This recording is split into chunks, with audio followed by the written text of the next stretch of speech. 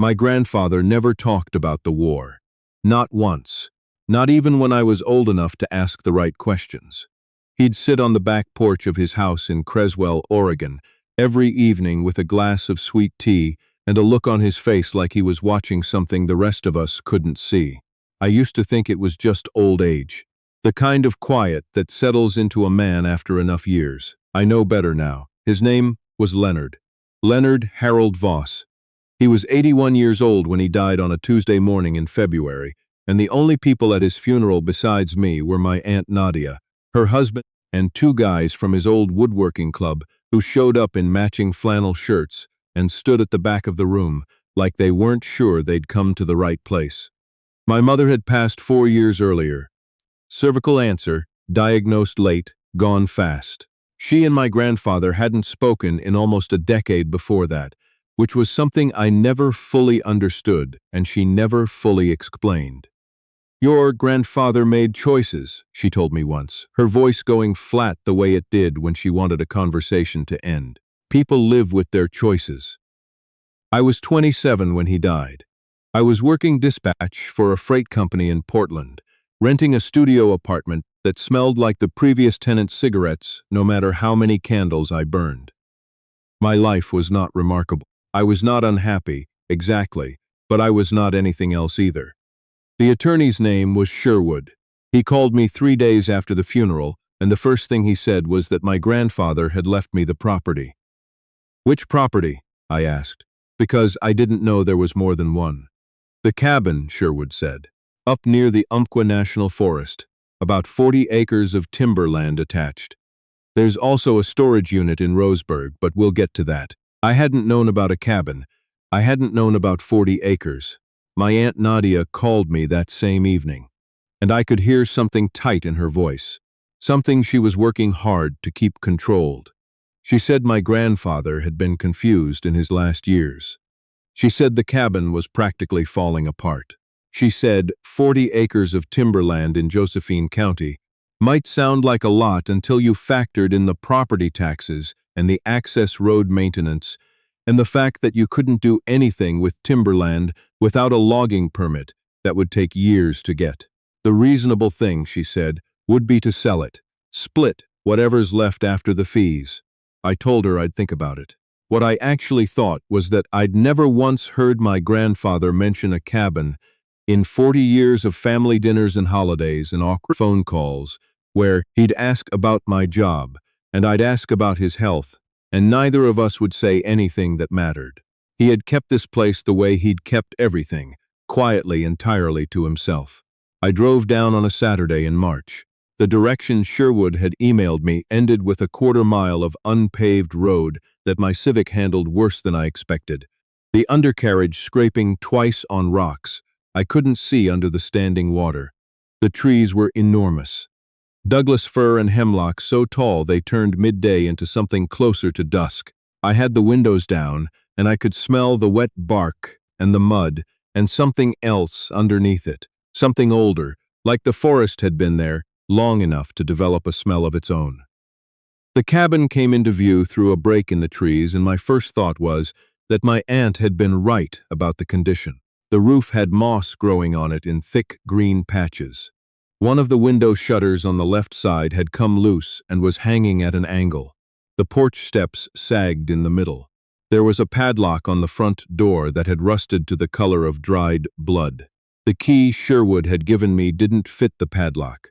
I stood there in the drizzle for a minute, turning it over in my hand, and then I noticed that the padlock wasn't latched. It was just looped through the hasp, the shackle hanging open. Someone had been here recently. I pushed the door open. The inside was dark and smelled like cedar and something faintly chemical that I couldn't identify. There was a main room with a stone fireplace, a kitchen area with an old propane stove, and 2 doors off the back hallway. A workbench along one wall still had tools hanging above it on pegboard, chisels, hand planes, a set of carving gouges in a leather roll. My grandfather's tools. I recognized the handles. He'd had the same set on the workbench in his garage in Creswell when I was a kid. I moved through the cabin slowly, touching things. A coffee mug with a faded logo for a hardware store that had probably closed before I was born, a stack of Field and Stream magazines from the 90s, a framed photograph on the mantel that I almost walked past before something stopped me. It was a picture of my grandfather in military uniform. He looked young, mid-20s maybe, lean and sharp-jawed in a way that made him almost unrecognizable. He was standing with two other men in front of what looked like a prefabricated building, and all three of them were squinting into the sun. On the back of the frame, written in my grandfather's handwriting, Bien Hoa, 1968. Before we knew. Before we knew what? I set the frame down carefully and stood there for a moment with the rain starting to pick up against the roof, and I felt something shift in my chest. Not grief exactly. Something more like the feeling you get when you realize a story you've been told your whole life is missing most of its pages. I stayed that first night. I found a sleeping bag in one of the back rooms and a propane lantern that still worked, and I lay on the floor of the main room, listening to the rain and trying to figure out what kind of man builds a cabin in the middle of a national forest and then never tells his family it exists. The next morning I started going through things more carefully. The two back rooms were mostly storage. Cardboard boxes sealed with tape so old it had gone brittle, wooden crates stacked against the walls, a metal filing cabinet with a combination lock on the top drawer. I tried every combination I could think of. My grandfather's birthday, my mother's birthday, the year he was born. Nothing.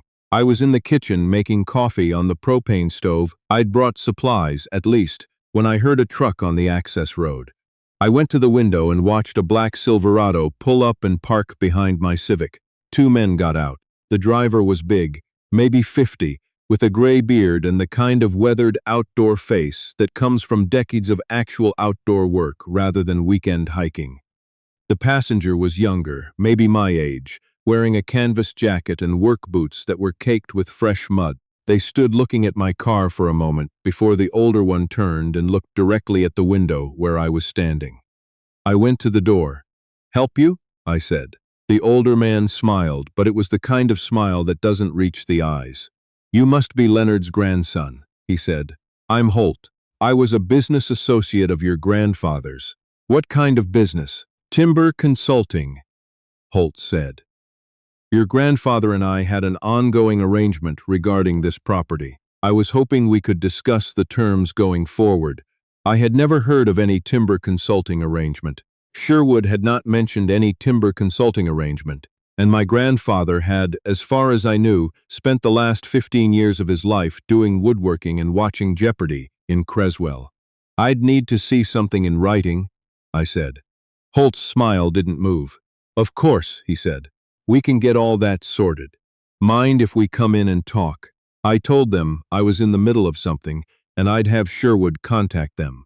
Holt handed me a card with just a name and a phone number on it, no company, and then they got back in the truck and drove away.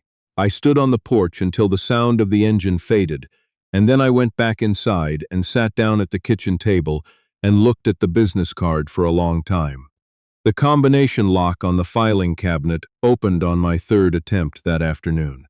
The combination was the year my grandfather enlisted, 1965. I'd found the date in one of the boxes. His discharge papers, which listed his service record. Army Signal Corps, 2 tours in Vietnam, honorably discharged 1971. The top drawer of the cabinet held file folders. They were labeled in my grandfather's careful handwriting, and at first they looked like ordinary financial records. Property tax receipts, maintenance logs, a folder of old correspondence. But the second folder from the back made me stop. It was labeled simply, Voss Agreement. Inside were 23 pages of what appeared to be a contract, dated 1987, between my grandfather and a company called Pacific Cascade Resource Management. The terms were dense with legal language that took me a while to parse, but the core of it was this. My grandfather had agreed to allow Pacific Cascade access to a portion of the Voss timber property in exchange for annual payments. The payments were substantial. I'm talking about numbers that didn't match any version of my grandfather's life that I had ever understood. I kept reading. Attached to the contract were ledger pages. Handwritten, in my grandfather's cramped script, going back decades. Names, dates, dollar amounts, and in some columns, notations I didn't immediately understand. Abbreviations, codes, maybe. At the back of the folder, tucked inside a plain envelope, was a photograph. It showed four men standing around a table covered in stacks of currency. They were in what looked like a warehouse, and the lighting was bad, but two of the faces were clear enough. One of them was Holt, the man who had come to my door that morning.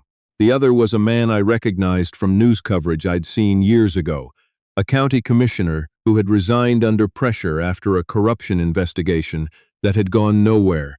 His name was on the tip of my tongue. I pulled out my phone and searched. Bernard Cofield. Douglas County Commissioner, resigned 2009. Investigation closed 2011 due to insufficient evidence. The ledger in my grandfather's filing cabinet appeared to be the evidence.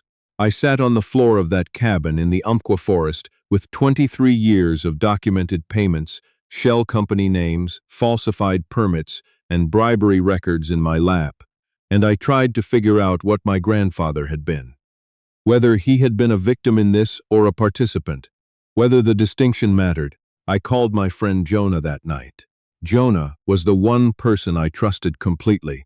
We'd grown up 2 streets apart in Medford, and he'd become a paralegal in Eugene, which meant he knew enough about legal reality to be useful without the professional caution that would make a lawyer tell me to simply hand everything over and walk away.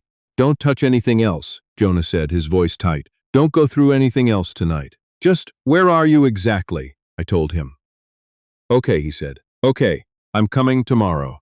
Don't open the door to anyone." I spent that night going back through the things I'd already touched, trying to hold together everything I was learning about a man I had thought I mostly knew. My grandfather had been a quiet man, a private man, a man who built furniture in his garage and kept his lawn very neat and never talked about Vietnam or his finances, or, as it turned out, the cabin in the forest where he had apparently spent 40 years sitting on evidence of a criminal network that had been operating across 3 counties. The letter was in the second drawer of the filing cabinet. I found it the next morning, before Jonah arrived. It was in an envelope addressed in my grandfather's handwriting, and the name on the front was mine. Not my mother's, not my aunt's, mine. My full name, in ink that had faded to the color of weak tea, and no postage, which meant he had written this with the intention of leaving it here, for me, when I found this place. I sat down on the floor and I opened it. "By the time you read this, I'll be gone. I hope you found the cabinet before Holt did, because if Holt got here first, you need to leave immediately and call the sheriff. Not the county sheriff, the state police. There's a difference, and I'll explain why. What you're holding is the reason I bought this land in 1979. It's the reason I kept this place secret from everyone who loved me, including your mother, which is a debt I carried and couldn't repay. I'm sorry for that. I'm sorry for a lot of things I don't have room to list. In 1987, Pacific Cascade approached me about accessing the timber on my property. I needed money then. Your grandmother's medical bills had wiped us out, and I was desperate in a way that made me say yes to things I shouldn't have. The first payment felt like relief. The second felt like something I couldn't take back. By the 3rd year, I understood what I had gotten into, and I understood that the men I was dealing with didn't accept resignations. So I started documenting every payment, every meeting, every name. I kept records because I thought someday I would be brave enough to use them. I wasn't. I'm giving that chance to you instead, and I know that's not fair, and I'm asking anyway. The storage unit in Roseburg, Sherwood, has the key. Inside is a second copy of everything. The combination to the padlock is the same as the filing cabinet. Take both copies. Give one to Agent Maren Fielding at the FBI field office in Portland. I have her name from a case that went sideways in 2019. She is clean. She has been trying to build this case for a long time. I am sorry I wasn't braver. I am sorry I let this go on as long as I did. I am sorry that the cost of my cowardice came out of your mother's pocket and her peace of mind. She didn't know the details, but she knew something was wrong with me, and she was right, and I could never explain it. You asked me once, you were maybe 12 years old, why I never talked about the war. I said I didn't like to think about it. The truth is I talked about it plenty, for years, inside my own head. The truth is some things get so loud in there that eventually you learn to go very quiet on the outside so nobody asks. Do the right thing, Leonard. You always had better instincts than me. Grandpa, I don't know how long I sat there. The rain had started again outside, softer this time, and the light coming through the cabin windows was gray and even and still. He had called me Leonard, his own name. I had never known we shared it. My mother had always called me by my middle name, the one she and my father had chosen together before my father left when I was 3. She had never mentioned that she'd given me her father's first name.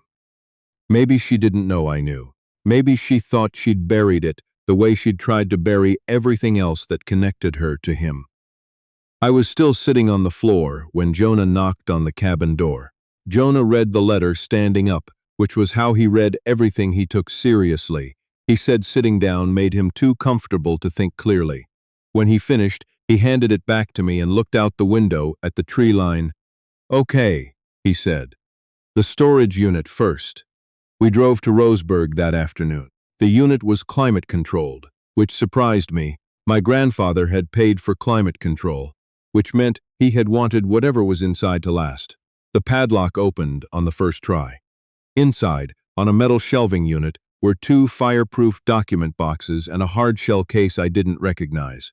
The document boxes held what my grandfather had promised: complete copies of the ledger, the contract, the photographs, and about 60 additional pages I hadn't found in the cabin, including what appeared to be a recorded transcript of a phone conversation, printed and notarized. The hard-shell case held a laptop, old, maybe 10 years old, but when I plugged it into an outlet in the unit's hallway, it booted up. It was not password protected. On the desktop was a single folder labeled with my name. Inside the folder were audio files, 47 of them, dated, labeled, meticulously organized, my grandfather's voice. He had been recording meetings for years. Jonah and I sat in that storage unit hallway for 2 hours, listening to fragments. My grandfather's voice was steadier on the recordings than I ever remembered it being in real life, careful and precise, asking questions that seemed casual but were clearly designed to elicit specific answers. He had been good at it. He had spent years getting very good at it. We drove back to Portland that night. On the way, neither of us talked much. The rain had cleared, and the highway cut through the dark hills with the kind of straightness that feels purposeful, like the road knows exactly where it's going even when you don't. I called Agent Maren Fielding the next morning. Her name appeared in a publicly available press release from 2021 in connection with a fraud case in Clatsop County, which was enough to confirm she was real and that my grandfather had current information when he wrote the letter. She called back in 40 minutes. "Tell me what you have," she said. "No preamble, no pleasantries," I told her. There was a silence on her end that lasted long enough for me to wonder if the call had dropped. Then she said, "Mr. Voss, I need you to not go back to that cabin. I need you to stay where you are, and I need you to not contact anyone else about this until we've spoken in person. Can you do that?" I said I could. What happened next took months, which is not the dramatic speed of the version I sometimes tell at bars when someone asks how I ended up quitting dispatch and going to law school. In the bar version, it moves faster, cleaner, more cinematic. In reality, it was depositions and document reviews, and 3 separate meetings with different FBI agents, and one very tense afternoon, when Holt's attorney sent a letter to Sherwood that was clearly intended to intimidate me into settling something I had no legal obligation to settle. Jonah helped me find a real attorney. His name was Peter Anand, and he was very good and very calm, and when he read the letter from Holt's attorney, he made a sound like someone watching a mediocre magic trick. "They're scared," Peter said. "This is what scared people do." Pacific Cascade Resource Management was dissolved by court order 14 months after I walked into that cabin. Bernard Cofield, the former county commissioner, pleaded guilty to 2 counts of bribery and 1 count of conspiracy.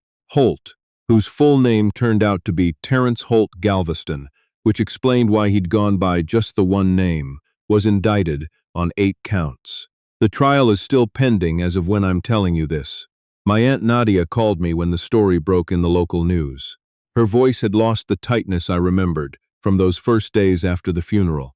She sounded actually like she might cry, which I had never once witnessed in 30 years of knowing her.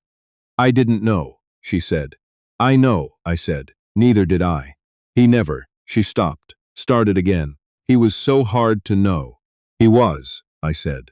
"He really was." I went back to the cabin twice after everything was resolved. The first time was with Peter for a walkthrough related to the property dispute that had emerged once Pacific Cascade's claim to timber access was voided. The second time I went alone, in October, when the Oregon coast was doing what it does in October.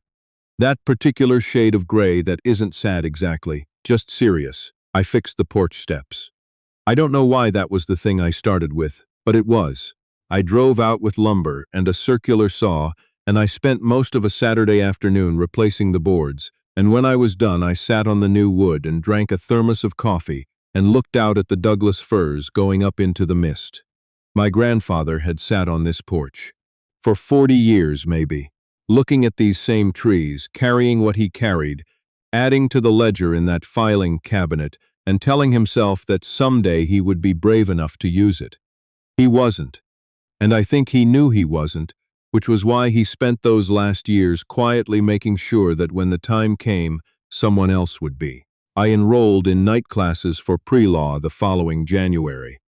It was not a decision I made in a single moment. It was more like something that had been assembling itself in the background without my permission, and one day I noticed it was already most of the way built. My grandfather had been a man who understood systems, who understood how power protected itself, and who bore the cost when it didn't have to.